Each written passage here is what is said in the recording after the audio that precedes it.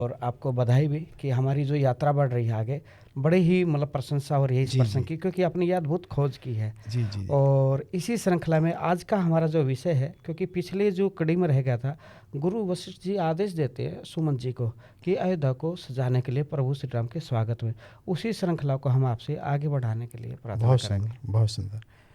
जैसा कि हम पिछली बार ये कर रहे थे कि महर्षि वशिष्ठ ने सुमन जी से कहा कि प्रभु अतिलौकिक कार्य करके यश प्राप्त करके आ रहे हैं, तो इसलिए उसको आए रहे हैं, तो उसकी पूरी तैयारी की जाए और शीघ्र ही उनके अभिषेक की भी घोषणा की जाएगी।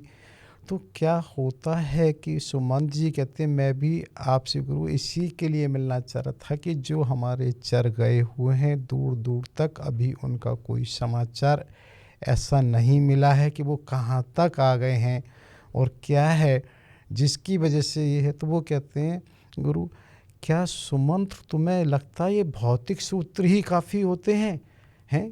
अगर भौतिक से नहीं मिला तो क्या तुम्हें लगता है कि ऐसा हो सकता है कि राम नहीं आए?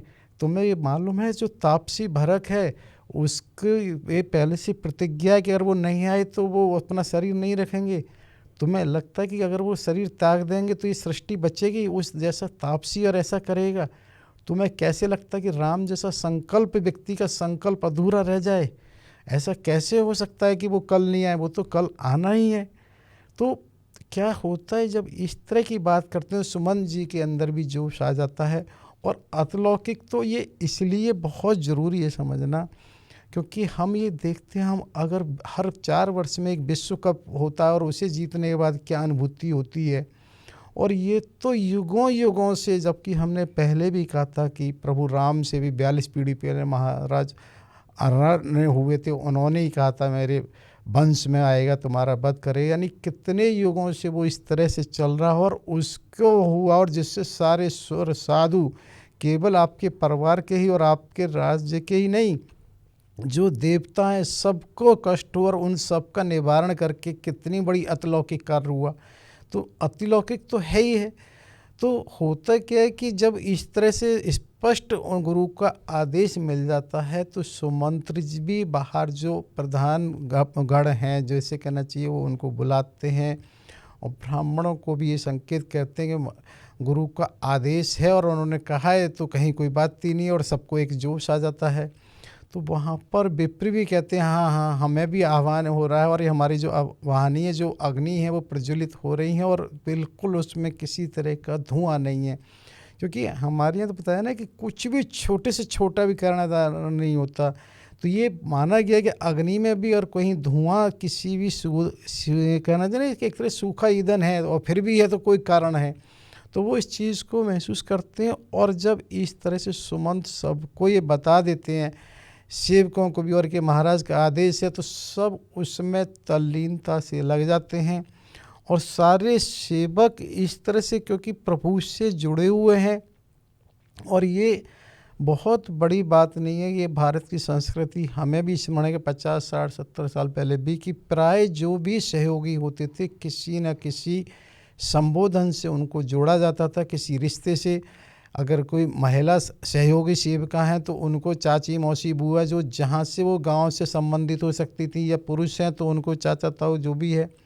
तो ये बताने का ऐसे कि जो सेवक हैं वो सब भी इस भाव से करते हैं, उनका जिसका जैसा भाव है कि हमारे वो आ रहे हैं।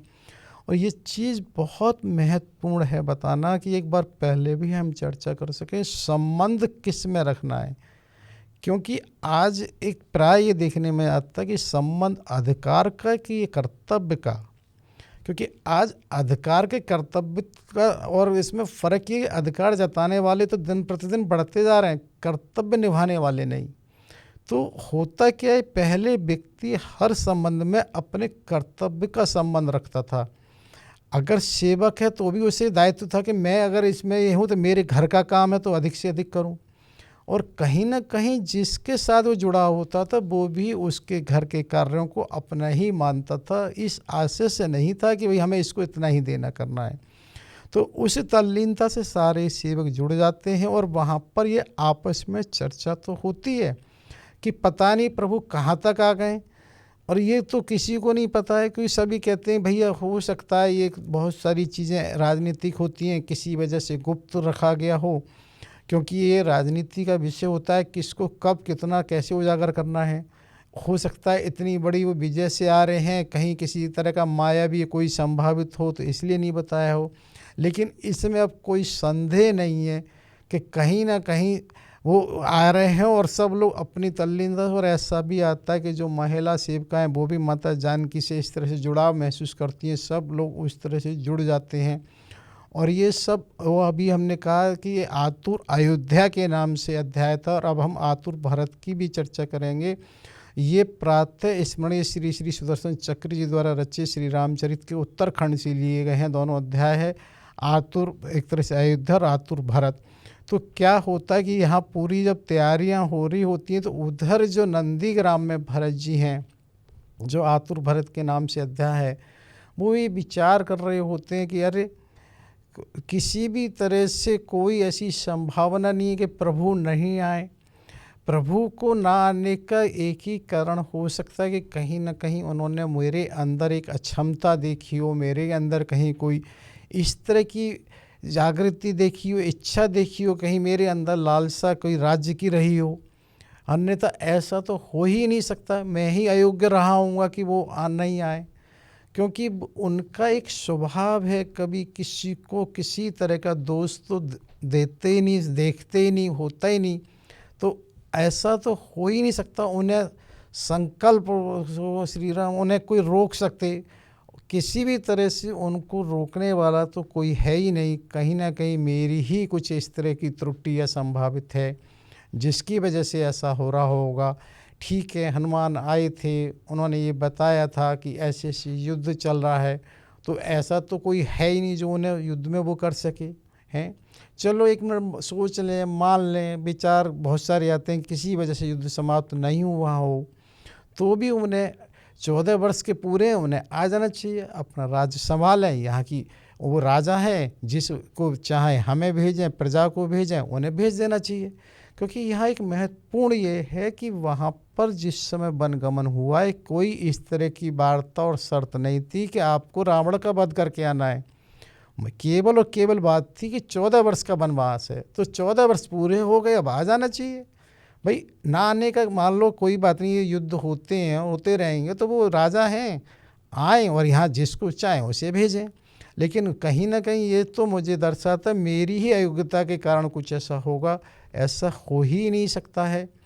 तो क्या होता है कि जैसा हमने पहले भी चर्चा करी थी, क्योंकि भरत जी नंदीग्राम में ही रहते थे और बाकी औपचारिक तरह से शत्रुघ्न ही वहाँ सारी व्यवस्थाओं को संभालते हैं, तो क्या होता है कि शत्रुघ्न वहाँ एक तरह से आते हैं और उनको एक तरह से राज्य की सूचनाएं वहाँ देते हैं। मतलब सर, इस प्रसंग में आगे बढ़ने से पहले एक महत्वपूर्ण विषय है कि अगर बाई चांस ये 14